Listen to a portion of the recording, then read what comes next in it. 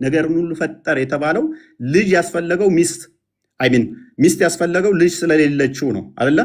ልጅ የሚኖረው ሚስት ሲኖረው ነው። እግዚአብሔር ባልሽ ነው ቢል ጠባቂሽ ነው ተንከባካቢሽ ነው ለማለት ነው መጽሐፍ ቅዱስ። ያንተ ግን ሚስት ስለሌለኝ ነው ልጅ የለኝም ያለው። ማይገናኝ ለምን ታገናኛለህ ኡስታዝ? ምን ሆነ ነው? ይሄ ሚስት የለኝም ያለው ልጅ ስለሌለው ነው። ያኛው ግን ጠባቂ ነው፣ ተንከባካቢ ነው፣ መጋቢ ነው። ያንን ለመግለጽ ነው። ማይገናኙ ቶፒኮችን እንዳታገናኝ ደግመህ ማለት ነው። መውጣት መሄድ ኦኬ።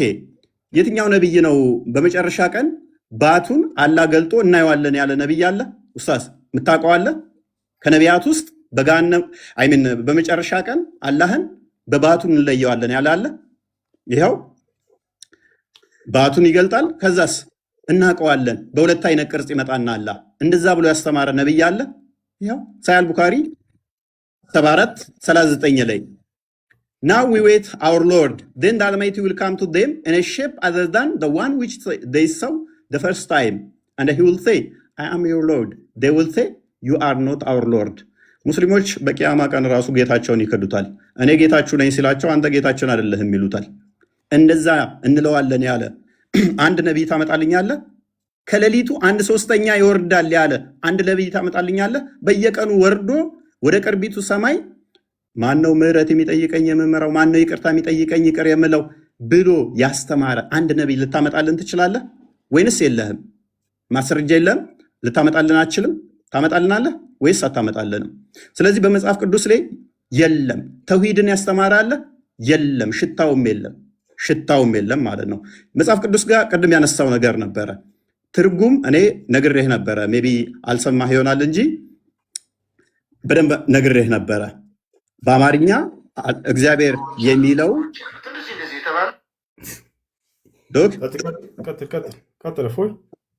አዳምጥ።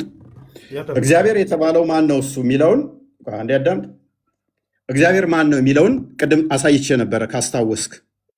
እግዚአብሔር የሚለው እግዚ ማለት ጌታ ማለት ነው። ስለዚህ እግዚአብሔር ስንል እኛ የዓለማት ጌታ ወይንም የህዝቦች ገዢ እያልን ነው። ምክንያቱም እኛ በቋንቋ ውስጥ የምንደበቅ ስላልሆን ይተረጎማል። ወደ ተለያዩ አገራት ቋንቋ ይተረጎማል። እንደናንተ ከአረብኛ ውጭ ከወጣ ማይተረጎም ነው ብለን አናምንም። ሌላኛው ቁርአን ያለ ቃል ነው ብለህ ታምናለህ። ምታምን ከሆነ እኔ ያላመጣሁትን ዳኢፍ ነው ብለሃል። እኔ አልጠቀስኩም። እሱን ጥያቄ ነው የጠየቅኩህ። ለምሳሌ እቺ አሊፍ ላሚም ያላህ ቃል ከሆነች በደንብ አስተውል።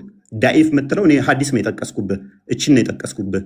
አሊፍ ላሚም ያላህ ቃል ከሆነች አላህ ቃል ንግግር የሚናገር ከሆነ እችን ተናግሯታል ፍጥረትን ከመፍጠሩ በፊት ወይንስ ፍጥረትን ሲፈጥር ነው እችን የተናገራት? ስለዚህ አላህ ከባህሪያቱ ኤክሰርሳይዝ ያላደረገው ፍጥረትን ሲፈጥር ብቻ የሚያደርገው ባህሪ ነበረው ማለት ነው። ፍጡር ያልሆነ ነገር ግን ፍጡር የሚያስፈልገው ነው ማለት ነው። አላህ ለመናገር ፍጡር ያስፈልገዋል። ፍጡርን ካልፈጠረ አሊፍ ላሚም ብሎ መናገር አይችልም ነበር ማለት ነው። ይችላል ካልክ ፍጥረትን ከመፍጠሩ በፊት አሊፍ ላሚም የሚል ነበር። እንዲሁም ደግሞ ሴቶቻችሁ ለእናንተ እርሻ ናችሁ የሚለውንም ይናገር ነበር። ለምሳሌ ይህንኛው ላይ በል ሚል የለውም። ይህንን አላህ አስቀድሞ ብሎታል አላለውም? ለጅብሪል ከመናገሩ በፊት በአላህ ስም እጅግ በጣም ሩሩ በጣም አዛኝ ምስጋና ለአላህ ይገባው ምናምን እያለ የሚለው ይሄንን ለጅብሪል ሲነግረው በቃል ነው ወይንስ አይደለም? በቃል ከሆነ ስለዚህ ያ ቃሉ ፍጥረትን ሳይፈጥርስ ብሎት ነበር አልነበረም? ምክንያቱም አስቀድሞ ካላለው በደንብ አስተውል፣ ፍጥረት ይፈልጋል ማለት ነው። የአላህ ቃል ፍጥረት ይፈልጋል። ወይንም አላህ ባህሪውን የሚገልጸው ልክ ፍጥረት ሲኖር ብቻ ነው። ፍጥረት ከመኖሩ በፊት ይሄ የለም ነበር ማለት ነው። ቃሉ ምንም ሚውት ነበር ማለት ነው። ምንም አይናገር ነበር ማለት ነው። ወይንስ ፍጥረትን ከመፍጠሩ በፊት ይናገር ነበር ብዬ ቁርአንህን ነው እንጂ የጠየቅኩህ ሐዲስ አልጠየቅኩም። ደግመህ ሐዲስ እዘህ እንዳመጣ ማለት ነው። ተሳስተህ ሐዲስ እዘህ እንዳመጣ። ሌላኛው እግዚአብሔር 3 ነው ብሎ የሰበከ ምናምን ብለሃል። እኛ እግዚአብሔር 3 ነው ብለን አናምንም። ተሳስተሃል ኡስታዝ። እኛ እግዚአብሔር አንድ ነው ብለን ነው የምናምነው። በመጀመሪያ እግዚአብሔር ሰማይና ምድርን ፈጠረ። ኤሎሄ የሚለው ፕሉራሊቲን ያሳያል። እኛ እግዚአብሔር አንድ አምላክ አለ ብለን ነው የምናምነው። ዘዳግም ላይ ምዕራፍ 6 ላይ እንደሚናገረው ያ አንዱ እግዚአብሔር ስማ እስራኤል ሆይ አምላካችን እግዚአብሔር አንድ ነው ይላል። ይህ አንዱ እግዚአብሔር ለፍጥረታት ሁሉ አባት የሆነው እንጂ አንተ አላህ የምትለው ጭንቅላት የሌለው ባቱን ገልጦ የሚያሳየውን አላህ አይደለም። እሺ እንግዲህ ያው ከዚህ በኋላ አንድ 10 ደቂቃ ነው ያወራለሁ መሰለኝ። እፎይ ጨርስ፣ በቃ አለች ሰከንድ። ኦኬ አሁን ስንት ደቂቃ አለ? 10 ደቂቃ አለ። ይቀጥል። ጨርስ። ኖ አንተ ነህ እንጂ አለ ማለት ይጀምር ብዬ ነው። ይጀምር፣ ያንተ አልጨረሰም። ኦኬ ሳልጨርስ ነው እንዲያስቆምገኝ። ይቅርታ። እሺ መጨመር ትችላለህ። አንድ ደቂቃ በቃ ጨምር። ይቅርታ ጨምር። ኦኬ አልጨረስኩም ነበረ። ጨረስከው? ኦኬ እሺ እንትን ያለኝ መስሎኝ ነበር።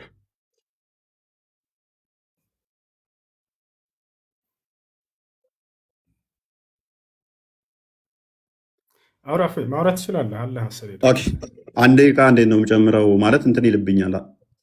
በቃ ወይንም ዝም ብለህ ትይዝልኛለህ? ልክ 10 ከ32 ሲሆን በዚሁ አንድ ደቂቃ ላይ ለምን አትይዝልኝም አንተ? አንድ ደቂቃ ያዝልኝ። ጥሩህ ላይ ሆነ ችግር የለም። በቃ እሺ ላይ አይ ኦኬ ላጥፋውና ወይንም በቃ አንድ ደቂቃ ብለውስ እንደሱ አድርጋ አይቻልም? እንደሱ አድርጋ ያውራታው ችግር የለም። ይሄም ሰከን ደቂቃ አንድ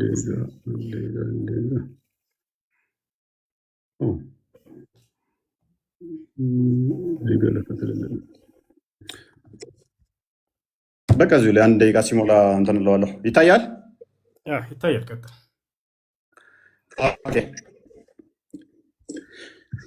በሰማያት ያለው በምድርም ያለው መካከለኛው ምናምን ይልና አራማን በአርሹ ላይ ተደላደለ ይላል። ከኛ ጋር ስታካ አመሳስለ ለማለፍ ሞክረሃል። አላህ በአርሹ ላይ ያለው በምኑ ነው? የት ነው ያለው አላህ? እኛ በሁሉ እንዳለ አሳይቻለሁ። እግዚአብሔር መንፈስ እንደሆነ አሳይቻለሁ። አንተ ከኛ ጋር ላመሳሰል የሞከርከው፣ አዎ እግዚአብሔር በሰማይ አለ በምድርም አለ። ያንተም አላህ እንደዛ ነው። ከኛ ጋር ልታመሳሰለው የሞከርከው መንፈስ ነው ያንተ አላህ። ካልሆነ የራስን ለምን አመልስም? ከአርሽ በላይ ያለውን አላህ ለምን አመልሰው? መንፈስ ነው ያንተ። እግዚአብሔር መንፈስ ነው፣ የሚሰግዱለትም በመንፈስና በእውነት ሊሰግዱለት ያስፈልጋቸዋል ይላል። ካልሆነ ከሰባተኛ ሰማይ በላይ ከአርሽ በላይ በዛት ነው ያለው። በምኑ ነው ያለው? ያንም መልስ። ባቱ የነ ያለው፣ እጁ የነ ያለው፣ እግሩ የነ ያለው። ከኛ ጋር ልታመሳስለው የሞከርከው፣ አዎ እግዚአብሔር እግሩ ምድር ሞልታለች አልክ። እግሩ መረገጫው ነች አልክ። ግዛቱ ነች ማለት ነው። እግሩ ግዛቱ ነች ማለትም ምድር የእግሬ መረገጫ ነች ስል ምድር የኔ ግዛት ነች፣ እኔ ነኝ የምገዛት፣ እኔ ነኝ የምቆጣጠራት ማለቱ ነው። በእኔ እግር ስር ነች ነው። እርሱ መንፈስ ስለሆነ በሁሉ የሞላ ስለሆነ በሁሉ ያለ ስለሆነ ማለት ነው። አይ ቲንክ ደቂቃን ጨርሻለሁ። እሺ ደቂቃን ጨርሳ። እንግዲህ ስለ አላህ የጠየቃቸውን ልመልስለት። እንዳለ እያነሳ ያለው የአላህ ስብሐነ ወተዓላን ባህሪያቶች በማንሳት ያንን እንዴት ነው አላህ ስለ ባህሪያቱ ሲናገር ጊዜ 5 የቁርአን አንቀጾችን እነዚያን አስመልክቶ እንዴት ማመን እንዳለብን ይናገራል። ከፍጥረታት ጋር የተመሳሰሉ መስሎት ነው ልጁ። እንደዛ እንደማይመስሉ አላህ ቃል በቃል በቁርአን ላይ ተናግሯል። አላህ በቁርአን ላይ ሲናገር ለይሰ ከሚስሊሂ ሸይኡን ወሁወ ሰሚዑል በሲር ይላል ሱረት ሹራ ላይ። እኔን የሚመስል አንድስ እንኳ የለም ብሏል። አንድስ እንኳ በሚለው ሰዎች የሚካተታሉ። ስለዚህ አምላክ አላህ ሱብሓነሁ ወተዓላ ማንንም የሚመስል አይደለም በባህሪው። በሌላ ቦታ ላይ አላህ ሱብሓነሁ ወተዓላ ሀል ተዕለሙ ለሁ ሰሚያ ይላል ሱራ መርየም ላይ። ለመሆኑ ለእኔ ሞክሽ የሚሆን ታውቃለህ? ማንም እኔን የሚሞካሸኝ የለም ይላል። እርሱን የሚመስል አንዳች እንኳ የለም። በሌላ ቦታ ላይ አምላክ አላህ ሱብሓነሁ ወተዓላ በሱረት ነሕል ላይ ምን አለ? ስለ ባህሪው ሲናገር ፈላ ተድሪቡ ሊላሂ አልአምሳል አለ። ለእኔ ለአምላካችሁ ለአላህ አምሳያ አታድርጉልኝ አለ። በሌላ ቦታ ላይ አምላክ አላህ በሱረቱል በቀራ ላይ ፈላ ተጅዐሉ ሊላሂ አንዳዳ ይላል። ለእኔ ለአላህ ቢጤ አታድርጉልኝ ይላል። እርሱን የሚመስለው ጭራሽ እንደሌለ በባህሪው በርካታ ቦታ ላይ ተናግሯል። ወለም የኩን ለሁ ኩፉወን አሐድ እያለ ተናግሯል። እኔን የሚመስል ማነው? እኔን የሚስተካከለኝ አንድስ እንኳ የለም እያለ አላህ ሱብሓነሁ ወተዓላ ተናግሯል። እሺ ይህ ልጅ ከሚያነሳቸው ነገራቶች የኛ አለው ስንል ጊዜ አካልን እንደው ምሳሌ ንግግር እንጂ በትክክል አለው ብለን የምናምን አይደለንም ይላል። ይህን ምናልባት እስኪ አባቶቻቸውን ወይንም የእምነት መምህሮቻቸውን የተወሰነ ላሰማችሁ፣ ከመምህሮቻችሁ መንገድ እንዳያስታችሁ ይሄ ልጅ ክርስቲያኖች እባካችሁን፣ ወይንም የሚማርኮች ብሎ ቤተክርስቲያን የተባለው ምሳሌያዊ አነጋገር ነው ብለው የሚጠቅሱ የቤተክርስቲያን ሊቃውንት አንድ ላውጣላችሁ፣ ከመምህሮቻችሁ መንገድ እንዳያስታችሁ። ወይ ስለ ክርስትና አታስተምረን በሉት። እዛው እስልምና ላይ እንደለመድክ እዛው ላይ ፈንጭ ዝም ብለህ ላይ ከፍተህ በሉት። ስለ ክርስትና የሚያውቀው ነገር የለም። ከመምህሮቻችሁ መንገድ እንዳያስታችሁ ኑ በደንብ ተከታተሉ መምህሮቻችሁን፣ እኔ ልክፈትላችሁ የሚሉ የእግዚአብሔር ለምሳሌ አይኖች አሉት፣ ጆሮዎች አሉት፣ እግሮች አሉት እንደዚህ እንደዚህ የተባለው ምሳሌያዊ አነጋገር ነው ብለው የሚጠቅሱ የቤተክርስቲያን ሊቃውንት አሉ። ቅዱሳን ሆነው እንደዚህ የሚናገሩ አሉ። ሁለተኛ ደግሞ አይ ምሳሌ ሳይሆን አለው፣ ለምሳሌ አይን አለው፣ ጆሮ አለው፣ እግር እንደዚህ አለው ግን አይመረመርም የሚሉ ለምሳሌ ሰለስቱ ምዕት በሃይማኖተ አበው ይህን ያነሳሉ። ቅዱስ አትናቴዎስም ይህን ያነሳል። በእኛ ትርጓሜ ኦሪት ዘፍጥረት ትርጓሜም ይህን ያነሳል። መልክ አለው ስለሚል ማለት ነው። መልክአ ሥላሴ የሚልም ድርሰት አለ እንደምታውቁት። በዚያ ላይም ይሄ በጉል የተነገረ ነው። ሌሎች ሊቃውንቶችም ይህንን በስፋት ያስተምሩታል። አይን፣ እጅ፣ እግር አለው ግን አይን፣ እጅ፣ እግር አለው አይመረመርም፣ አይታወቅም፣ በቅርጽ አይለካም። እግዚአብሔር አይን አለው ሲባል በምሳሌ ብቻ አይደለም ያያል ለማለት ብቻ ሳይሆን አይን አለው ግን ምሳሌ ብቻ አይደለም። ምሳሌ ብቻ ነው ብሎ የልጅ ሲናገር ነበር። ይህ ተሳስቷል። ምሳሌ ብቻ አይደለም አለው ትክክለኛ አይን ግን አይመረመርም። ለምን ከተባለ ስላልታየ። እግዚአብሔር ያየው አንድስ እንኳ የለም ይላል መጽሐፍ ቅዱስ ላይ። ዮሐንስ ወንጌል ምዕራፍ 5 ቁጥር 36 አካባቢ ላይ ኢየሱስ ክርስቶስን አምላክን አንድስ እንኳ ያየው የለም ድምፁም የሰማ የለም ይላል። ስለዚህ ስለ እርሱ ባህሪ ይናገራል። ያ ነገር ምሳሌ ብቻ አይደለም እያሏቸው ነው። አለው ግን አይመረመርም ነው። እንዴት እንደሆነ አናውቅም። በኢትዮጵያ ኦርቶዶክስ እንዴት እንደሆነ አናውቅም። አሁን እዚህ ላይ እየተፈላሰፍኩ ጥያቄ ማውጣት እችላለሁ። የማታውቀውን አምላክ እንዴት ታመልካለህ? ስለዚህ ፍጡር ነው ማለት ነው። እንዴት ሳታውቀው ታመልካለህ እያልኩኝ መፈላሰፍ እችላለሁ። እንዲህ አይነት ጥያቄ ቤተክርስቲያን በነገራችን ላይ ጸና ያለው ብዙዎቹ ሊቃውንት የሚያስተምሩት ይህንን ትምህርት ነው። ግን ደግሞ ሌላ ልጨምርላቸው እግዚአብሔር አይን እንዳለው ጆሮ እንዳለው ግን ያ ሲባል ደግሞ ሰው እንግዲህ የሚያስበው እንደ ራሱ እንዳያስብ ደግሞ እፈራለሁ። ያ ማለት ምን ማለት ነው? ለእግዚአብሔር ጆሮ አለው ሲባል አሁን ሰው መስማት የሚችለው እዚህ ጆሮ ላይ ብቻ ነው ማለት ነው። ያው በጥቅሻም ይሰማል፣ በአይንም ይሰማል። ሰው ያው አንድን ሰው እንደዚህ ብለው ይመጣላል፣ አይንም ይሰማል ማለት ነው። ጆሮ አለው እንደ ሰው ሲባል እግዚአብሔር እንደዚህ ቁጭ ያለ እንደዚህ ቅርጽ ከጥያቄ ምልክት የመሰለ ጆሮ አለው ማለት እንዳልሆነ ግን ሰው መረዳት አለበት የመጀመሪያ ማለት ነው። ስለዚህ ምንድነው አሁን እዚህ ጋር እያየን ያለ ነው። ለእግዚአብሔር ምንድነው ልጄ ሆይ በቀኜ ተቀመጥ ሲል ቀኝ እንዳለው ያስረዳል። ቀኝ እንዳለው እግዚአብሔር ቀኝ ደዊ ከገብራኒ ወላኳኒ እጆች ሰሩኝ አበጃጁኝ እንዳለ ቅዱስ ዳዊት እግዚአብሔር እጅ እንዳለው በዚህ እናውቃለን። ሁለተኛ አጠር እያደረግን ወደ ነገራችን ለመግባት መጽሐፍ ቅዱሳዊ አድርገን እንድናሳይ ፈልጌ ነው። ሁለተኛ ደግሞ መዝሙር 33 ቁጥር 15 ላይ ናሁ አዕይንቲሁ ለእግዚአብሔር ሀበ ጻድቃን ነው፣ እነሆ የእግዚአብሔር አይኖች ወደ ጻድቃን ናቸው ይላል። እሺ ለማንኛውም ይህን ይመስላል ባጭሩ። ከተጻፈ ነገር አሳየን እያሉ ነው ኮሜንት ላይ ክርስቲያኖች። ያንንም ልክ እንዲሁ እናሳያችኋለን። እንግዲህ በጥቅሉ ምን መሰላችሁ አለው እጅ አለው እግር አለው ምናምን ተብሎ የተገለጠውን ይሄ ልጅ ምሳሌያዊ ነው እንጂ በቃ እያለ እየተናገረ ነበር። ላ አይደለም፣ ምሳሌያዊ ብቻ ሳይሆን ትክክለኛ ይሆን አለው ግን አይመረመርም ነው። በቃ ያው እዚህ ጋር የኦርቶዶክሳዊ ነገረ ሥላሴ ይላል። ምን ይላል? ሶስተኛ ደግሞ እግዚአብሔር እኛ ጋር ያሉ መልኮች ሁሉ አሉት። አላሁ አክበር። እግዚአብሔር እኛ ጋር ያሉ መልኮች ሁሉ አሉት፣ ነገር ግን አይመረመርም የሚል ነው። ያ ሰላም! ይህ በኢትዮጵያውያን ሊቃውንት የሚታመን ነው። ጉዳዩን በተመለከተ የዶክተር አበባን ነጻት እያለ ይናገራል። እንዳጠቃላይ አካሎች አሉት በእኛ ላይ ያሉ ሁሉ፣ ነገር ግን እነዛ አይመረመሩም የሚል ነገር ነው። እዚህኛው መጽሐፍህ ላይ መጽሐፈ ሚስጥር ላይ ደግሞ እናያለን ስለ እግዚአብሔር አካል በተመለከተ። ያው እነዚህ ጋር እግዚአብሔር እጆችና ክንድ ጥፍርም እንዳለው እወቁ። ያ ሰላም! ጥፍር ሁሉ አለው። ጥፍሩ ምን አይነት ነው? እንደ ሰው ነው ወይ ፍጡር ነው ማለት ነው ማለት ይችል ነበር። እኔ እንዳንተ በሆን ማለት ነው። ያ ግን አንተ አምላክ አላህ ላይ ልታነሳ የምትፈልጋቸው ነገራቶች ከዛ በተለየ መልኩ በጣም በርካታ የፍጡር መገለጫዎች አሉት ማለት ነው። ጥፍሮች እንዳሉት እወቁ ይላል። ስለ አፍንጫም የከበረች ኦሪት እግዚአብሔርም ኖህን መስዋዕት መዓዛ አሸተተ አለች እያለ ይናገራል። ስለ ደረትም እግዚአብሔር በደረቱ እያለ ይናገራል። እና ይህ ነው። ሌላ ይህንን የምንጨምርለት እስኪ የተጻፈ ነገር እያሉ ስለሆነ ነው ክርስቲያኖች። እዚህ ጋር ምን ይለናል? ይህም መጽሐፈ ምስጢር ላይ ነው። እነሆ እግዚአብሔር እንደ ሰው ልጅ ፍጹም መልክ አለው። ያሰላ እንደ ሰው ልጅ ፍጹም መልክ እንዳለው ከመጽሐፍት አስረጂ አደረስንልህ እያለ ይናገራል። ተጠራጣሪ ሆይ እንግዲህስ በአንተ ያለውን ክህደት ትተህ በሥላሴ እመን፣ ለመለኮት ምስጋና አቅርብ። በጥርጥር ከጸናህ ግን እድል ፈንታህ አልጠቀሙህም እያለ ይናገራል። እንደ አጠቃላይ ልነግራቸው የፈላኩት ሀሳብ ምንድን ነው? ምሳሌያዊ ንግግር ነው ብሎ ስለተናገረ ነው። ይህ ምሳሌያዊ እንጂ አሉት ብለን አናምንም እነዚህን እያለ ነው። ቅድም አካሎችን ሁሉ ሳመጣለት እግዚአብሔር እጆች አሉት፣ በእጆቹ ያጨበጭባል ሁላ። ተመልከቱ፣ ይሄንንም ላሳያችሁ። እግዚአብሔር አጨበጭባለሁ እያለ ይናገራል። ስለዚህ አንድ በማስረጃ እንዲሆን ዘንድ ያው አጨብጭቡ። ያው እነዚህ ጋር ምን ይላል? እኔ ደግሞ በእጄ አጨበጭባለሁ መዓቴንም እጨርሳለሁ፣ እኔ እግዚአብሔር ተናግሬአለሁ። አላሁ አክበር። እግዚአብሔር እጆች አሉት፣ በእጆቹ ያጨበጭባል። በእጆቹ ያጨበጭባል ብለህ ሲባል እንዴት እንደምትፈታው አላውቅም። እሱንም እስኪ ፍቹን ትነግረናለህ። እንዴት ነው የሚያጨበጭበው? ሲያጨበጭብስ እንደ ሰው ነው ወይ?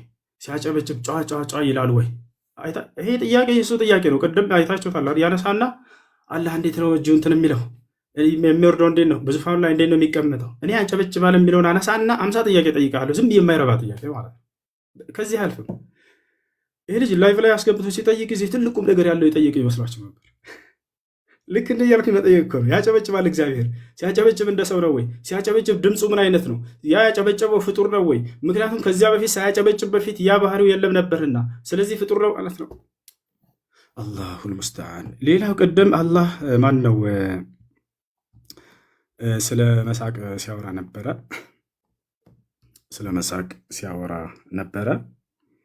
ያ ማለት አምላክ ይስቃል የሚለውን ጌታ ይስቃል የሚለውን ሲያወራ ነበር። ያውና መጽሐፍም ላይ አምላክ ይስቃል። መዝሙረ ዳዊት ምዕራፍ 2 ቁጥር 4 በሰማይ የሚኖር እርሱ ይስቃል፣ ጌታ የሚሳለቅባቸዋል ይላል። ይስቃል። እግዚአብሔር እንዴት ነው የሚስቀው? ሳቁ እንዴት ነው? ያ ሳቁ ፍጡር ነው ወይ? ሲስቅ ጊዜ እኔ አይደለሁም ይሄን የምጠይቀው፣ የእሱን አጠያየቅ ነው እየነገርኳቸው ያለሁት። ከዚህ አይዘንም ጥያቄው፣ ምንም የማይረባ ጥያቄ ማለት ነው። ገብታችኋል? ያ ነው። ለማንኛውም ስለ አላህ ባህሪያቶች እርሱ ከፍጥረታት ጋር እንደማይመስል በርካታ ቦታ ላይ ተናግሯል። ያንተ አምላክ ደግሞ በፍጥረታት እንደሚመስል ሁሉ ተናግሯል። እነሆ ኦሪት ዘፍጥረት ምዕራፍ 1 ቁጥር 26 ላይ ሰውን በመልካችን እንደ ምሳሌያችን እንፍጠር ብሎ እንደተናገረ እነዚያ ሁሉ አካሎች አንተ ምሳሌያዊ ናቸው ስትላቸው የነበሩ ትክክለኛ አካሎች እንደሆኑ ያውና ከአባቶቻቸው አሳይተናቸዋል። መጽሐፋቸውም ላይ ይህን ይመስላል። እሺ ጨርሻለሁ። ከዚህ በኋላ እናመሰግናለን። ጥያቄና መልስ 15 ደቂቃ ነው። ስንት ደቂቃ አንተ እንደተመቸ ግን እንዳናበዛባቸው 10 ደቂቃ 15 ደቂቃ ጥያቄና መልስ ስለሆነ 15 ሲሆን የኔንም ሀሳብ አትሰማም። ይሆንልህ በቃ አንተ እንደፈለግ አድርገው። መልካም። እሺ እንዲህ እናድርግ። እፎይ እንዲህ እናድርግ።